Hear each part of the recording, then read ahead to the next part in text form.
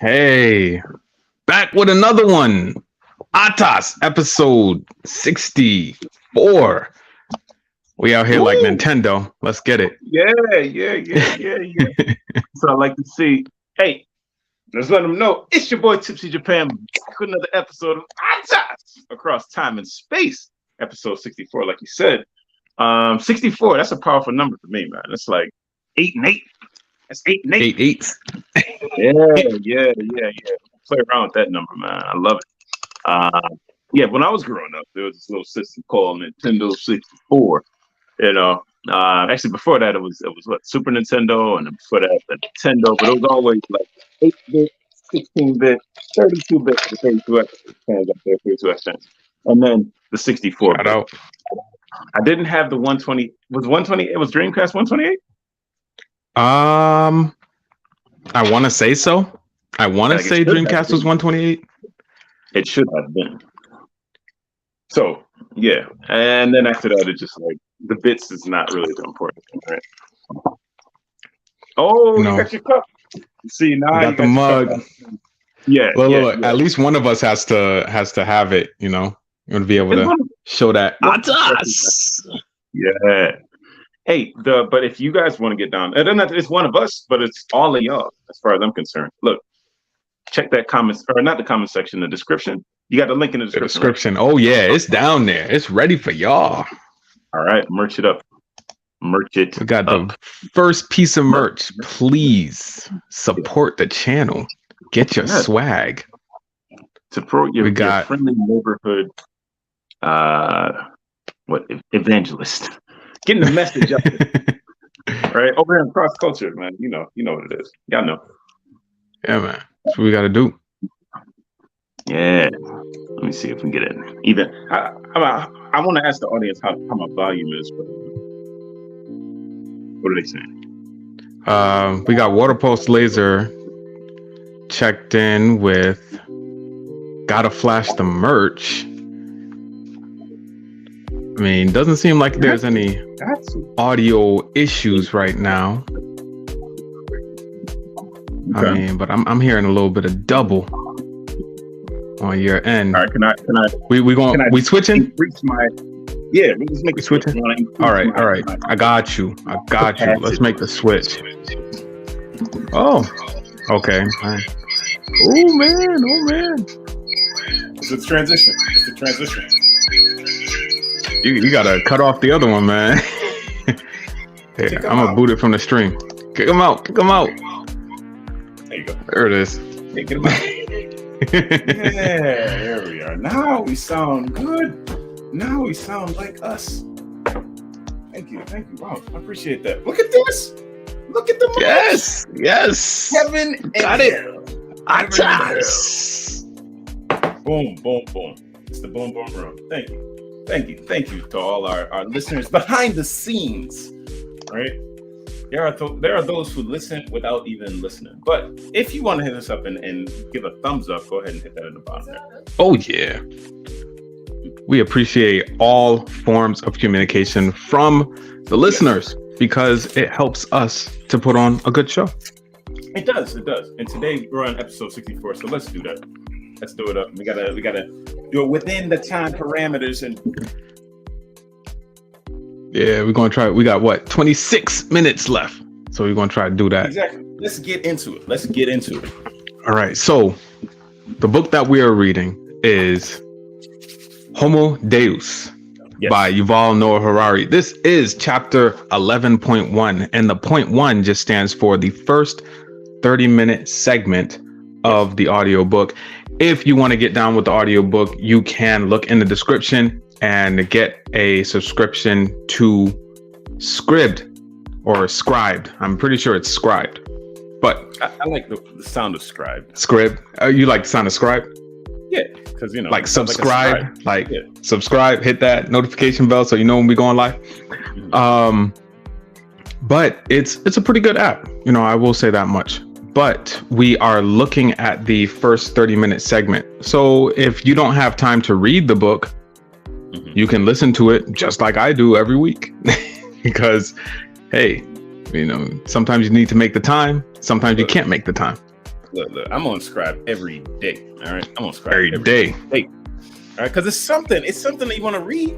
You might as well find out. All right, get a piece of that action. You see, like bestsellers. All right, look on Scribe. What do you know? It's already there for free, or you already paid for it. Pay your subscription. That's what it is. Paid for in the subscription. The subscription is extremely low. But this isn't an advertisement for them. This is a digestion of chapter 111. That's what Doug 111. Yeah. Doug said in Japan 111. All right, so we got Waterpulse Laser saying that if you smash that like button, confetti goes off. So I mean, I don't know if that's true. Maybe you can tell us if the confetti goes off. Oh, you mispronounced that. That says if you Samus.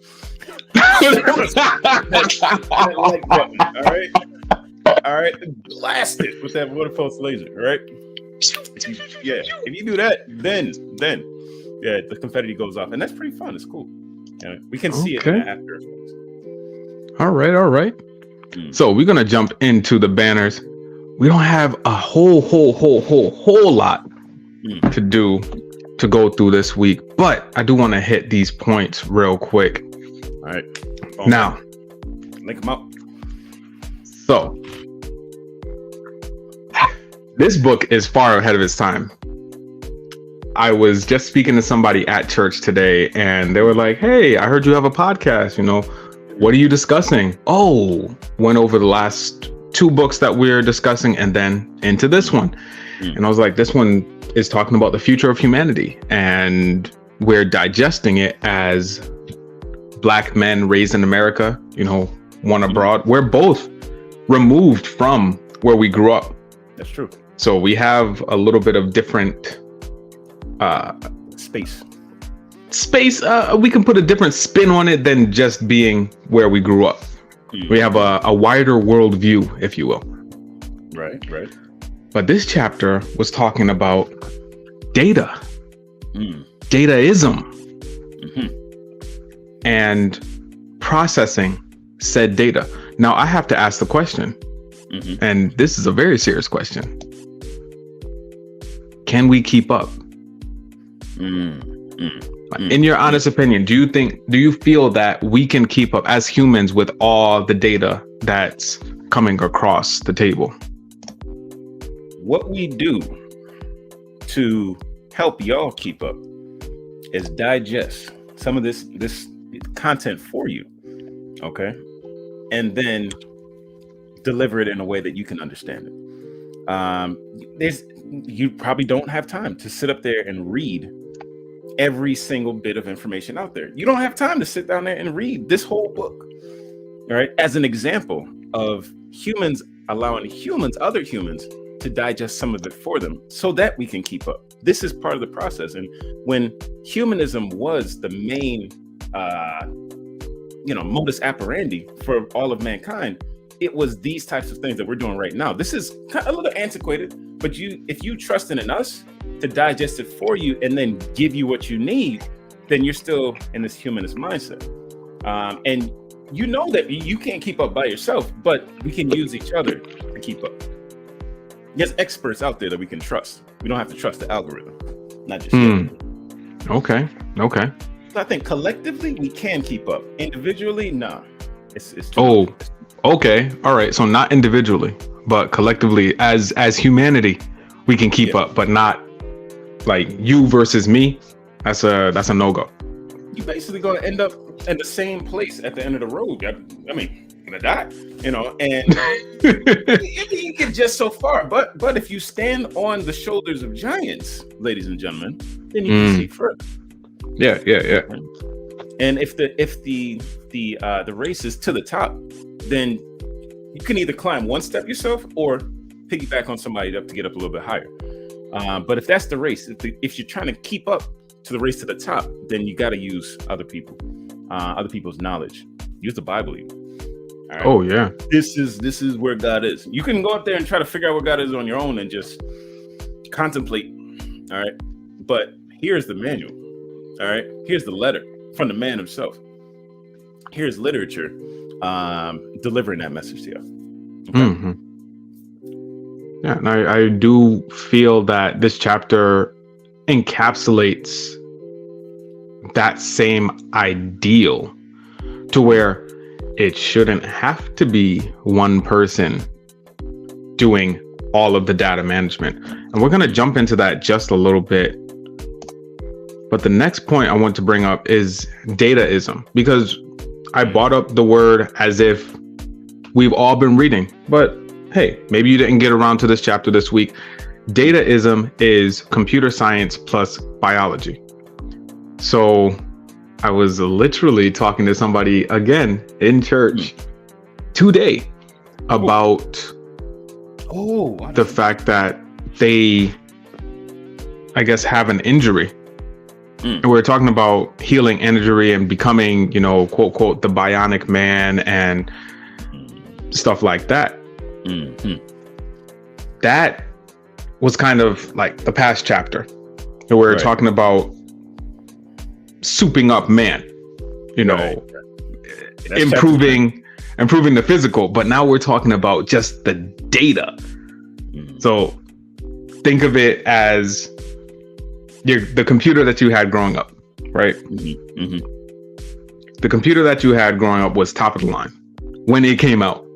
Yeah. And it had like, what, 8 gigs of memory? 6 gigs of memory. Yes, it did. Yes, it did. So now you could fit over 8 times that on the lowest model of the modern smartphone, 64 gigs. Oh yeah, it's nothing. And it's nothing. And it's nothing. What is it getting full of though? That storage? What are we filling it with? You know? Ooh. Is the data? That is a very good question. Changed? Like, what's going on? I feel like the data itself hasn't changed, but it has become more clear. The pictures sure have. Definitely. Those megapixels are not cheap when it comes to data.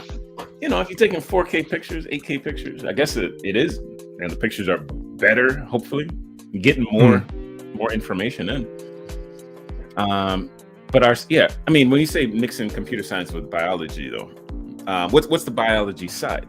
What data are we collecting through dataism? Or is it the data?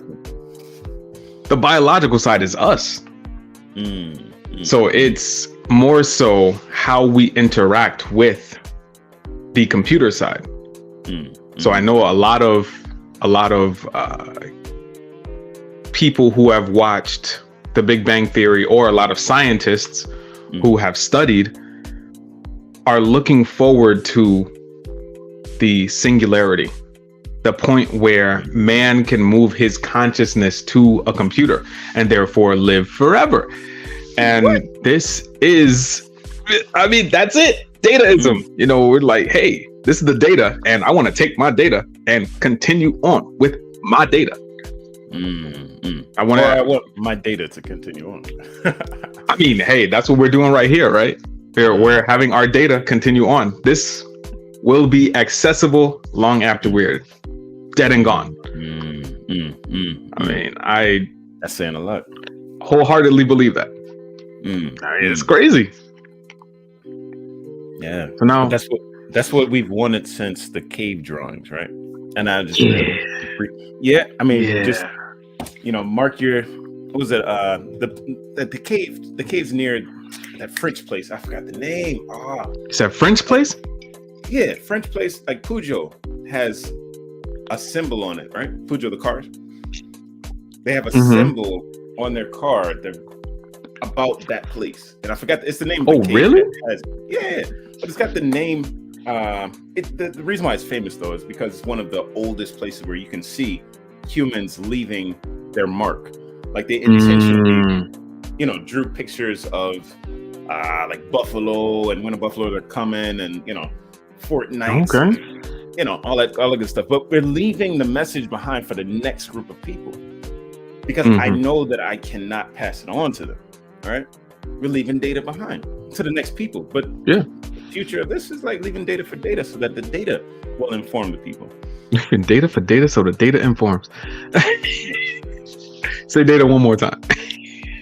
I know I'm gonna have to at some point, you know, based on the next banner. So you know, I'll save it. Look, What is it? There it is. There it is. Data processing units. Yes. So what was brought up in this chapter is that we are all data processing unit. And it's not even to say humanity, not just humanity, but everything is processing data. Anything that's living, anyway, is processing. Well, technically, providing data. It's providing data. Right. But if, I guess the idea of data is if that data is not being collected, then it doesn't really have value. That's the I guess the crux of the conversation. Like even the experiences of human beings, if you're not recording it somewhere and you're not scanning it and putting it into the system, if you're not uploading it, that doesn't matter. All right. And that's where it gets a little dystopian, but sharenters, you guys know. I'm looking at you. All right, sharenters, y'all know. But you decide who you're gonna share it with, right?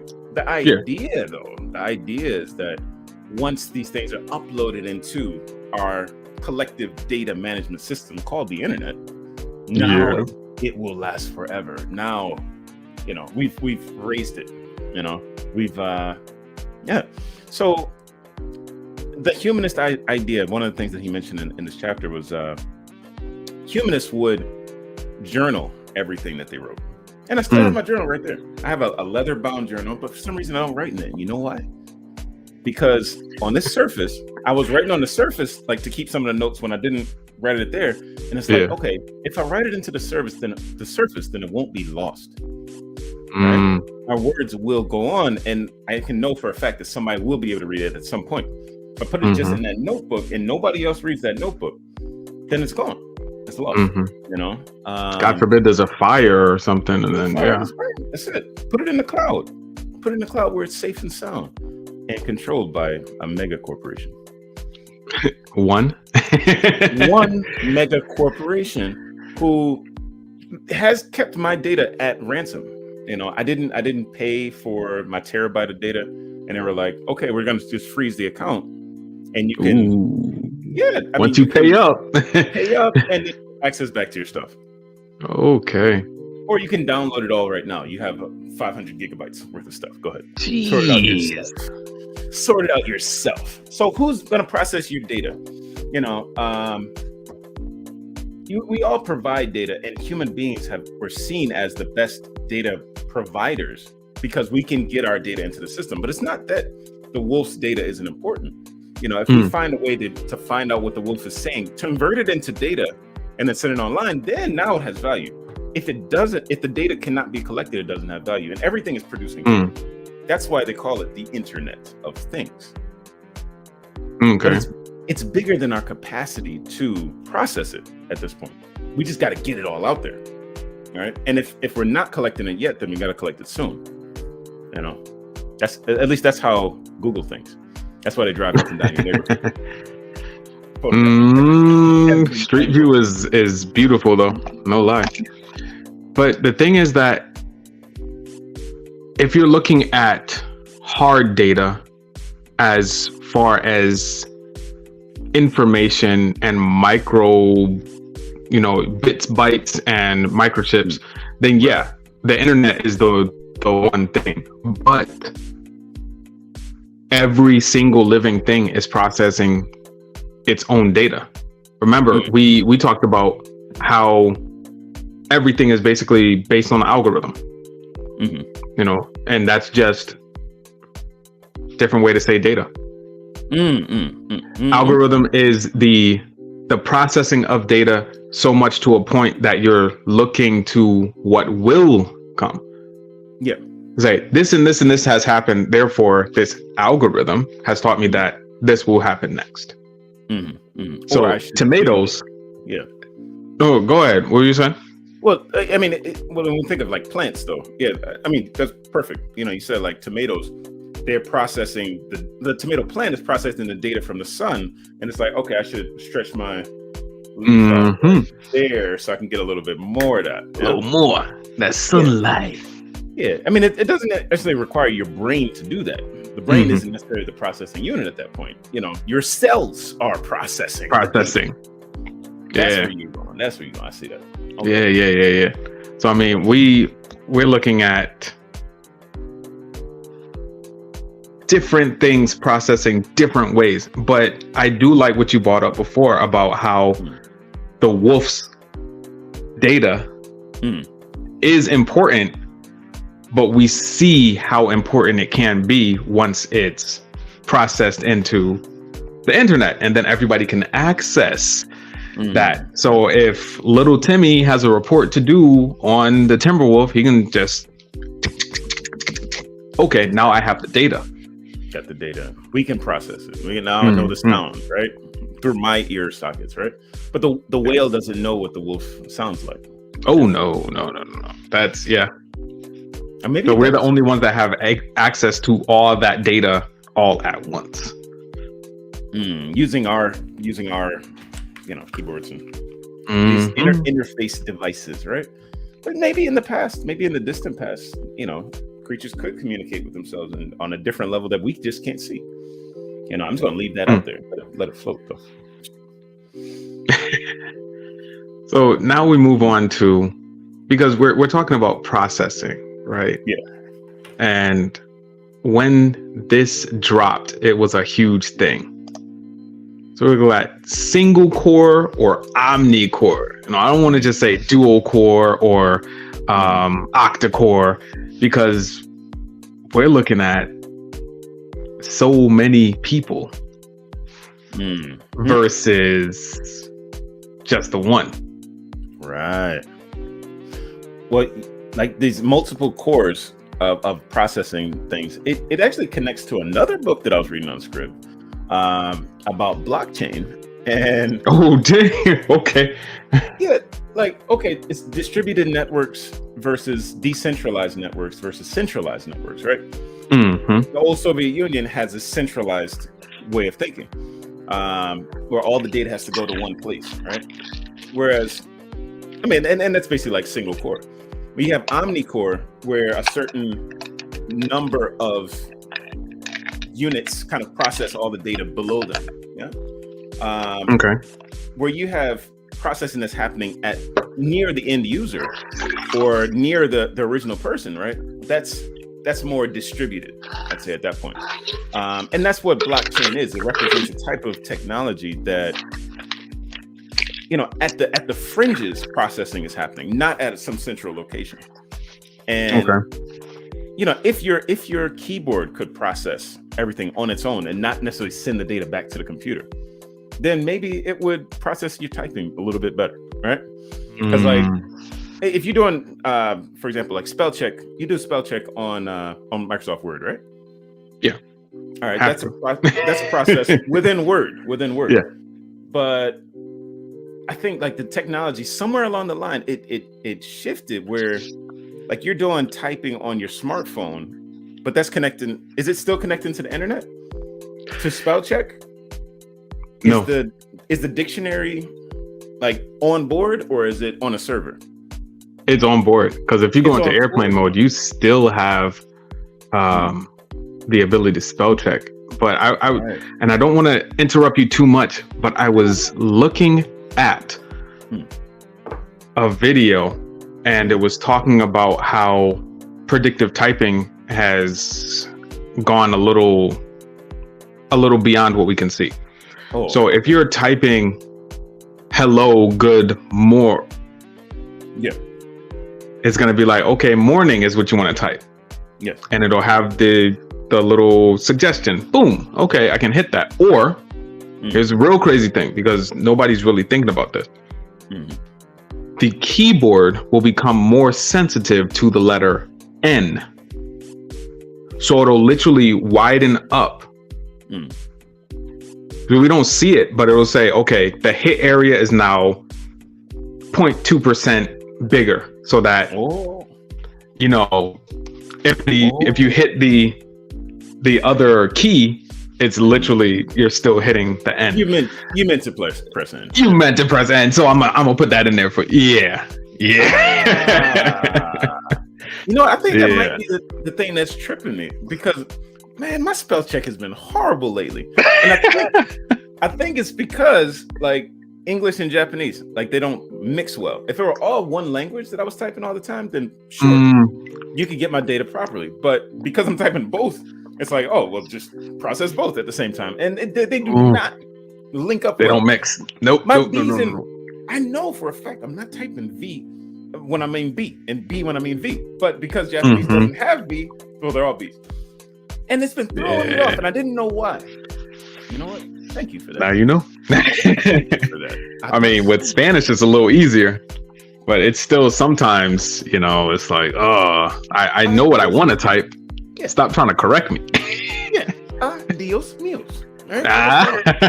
What's going on? Yeah. Oh man.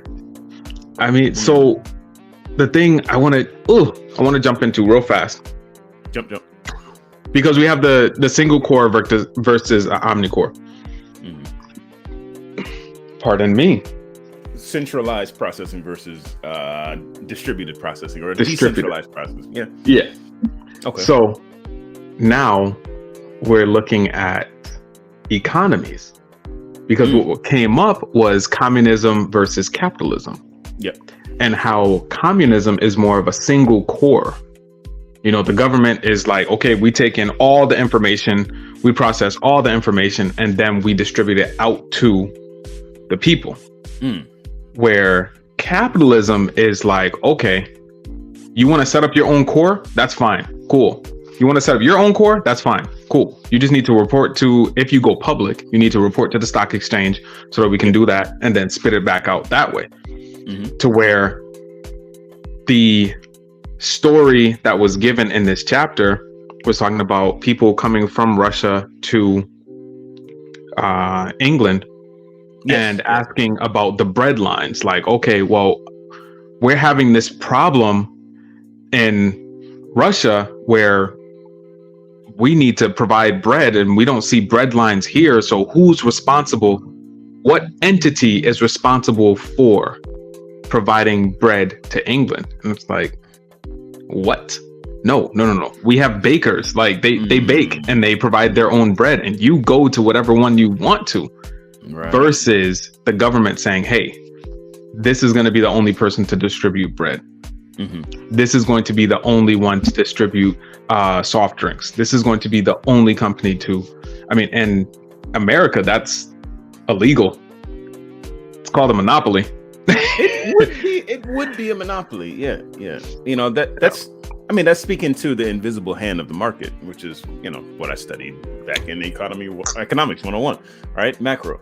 But yeah, that is the processing unit though. The stock exchange or the mercantile exchange, the price is determined or helps individual units to determine whether or not they're going to exchange their good, which is money, for the other good, which in their mind has greater value than the money would. You know, that all of that is done, and that's a processor. That's a data processor in and of itself. You know, and our individual data processors in our minds are making a decision there. There's an algorithm that's going on in place, like, should I buy this product or not? You know, should I show this on screen? It has the same color as your shirt. You know, like it's all going on. It's all going on in our minds, right? But at the end of the day, it's like value. What's the value in that thing? Like that's what's processing it all. And the question is, are we going to start asking ChatGPT for its input? You know, are we going to start asking for its input, or are we going to make the decisions ourselves? It doesn't have to be ChatGPT. I have nothing against that. It does. ChatGPT does have a CEO, though. I found that out in reading the newspaper just yesterday. Reading the newspaper. Yeah, look, he has brought up a piece of newsprint that has movable type on it. I don't know if all of our listeners know what newsprint is. This is an antiquated way of communicating the news and updates. Good old fashioned paper, right? You act up. Oh no, you get smacked up. No. Yeah. But it says on the back. It says on the back, and it's a newspaper for English learners, bilingual paper for English learners. On the back, it's talking about the CEO of ChatGPT. You didn't realize that it was a company in the first place. Mm. But there's a CEO, and he could be the next Zuckerberg. Who knows? I'm just gonna put that out there. His name's Altman. Altman. Wow. Altman. Alternative. Like Ultraman? Oh. Yeah. Right. Altman. Yeah. ALT. Ask my cousin Alt. All right. So this is the last thing that I kind of want to just bring up. I'm gonna bring it up in passing because we have gone past the 30-minute mark. But watching in the past, governments haven't been able to keep up with all the data. Or no, the government has been able to keep up with all the data. Going forward, there's so many people that governments might not be able to keep up with all the data. Nah. The government may change because of, we might increase the number of people or data processing units that are a part of the government, or part of it could become electrified, or not electrified, but electronic, automated electronic. But hey, we're going to feed this data into this server and it's going to be able to process so much data so that we don't have to hire more people. I mean, the IT guy is going to be able to get some more pay out of it though. Is the college, not College of Cardinals, the Electoral College? Electoral College, thank you. Is the Electoral College actual people? Yes. Or are they just weights? It's actual people. But I mean, they could just be an algorithm, right? Does that need to really be a person? We've never seen them before. They vote for us. What are you talking about? I feel like that might be something I can get on board with. Honestly. Yeah. We haven't even seen them. They're supposedly our representatives. We don't vote for them. No. Is that they're not voted job to wait every 4 years and just listen to everybody vote and then cast your vote? No, that's an algorithm. That's a wait. You don't have a job, buddy.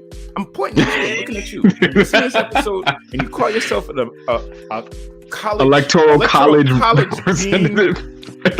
You're the electrical college dean. Go get a job. Get on my face. You're not doing anything. Every 4 years? Are you serious? I'm sorry. No, but here's the thing. They're probably processing all the data in those 4 years. They're like, okay, who's going to be the representative? Okay, I need to read up on this representative. All right, now who's going to be the primary? I need to actually do more digging into the primary and then going forward. But ChatGPT probably could do that. ChatGPT is now on Google Messages. So I saw it come up. And I was like, really? It was like chat with AI. And then I was like, okay, I don't really want to do that. Did some research later, found out that it's ChatGPT. I was like, I'm a little weirded out. I thought it was locked out. Like I thought it was like no. You thought you could opt out. There's no opting out. Right? Do it. I didn't opt in. It was just there. Yeah. It was already there. You already installed. It's already on your Yeah. Because I'm a beta user for messages. So if you're a beta user for Google Messages, it's already there. You can make your text messages sound like they're coming from William Shakespeare, little things like that.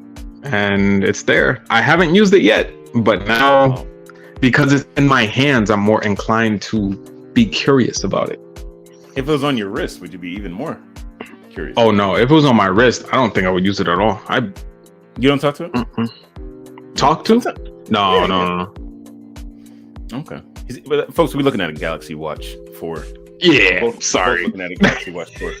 Hold on. This is a little exclusive thing for the crowd. I don't know if you guys can see.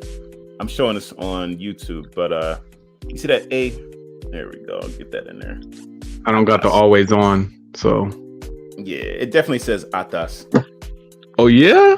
Look at you. My Jones says ATAS. We Mine is copywritten material out here. That's copywritten material for Kimetsu no Yaiba.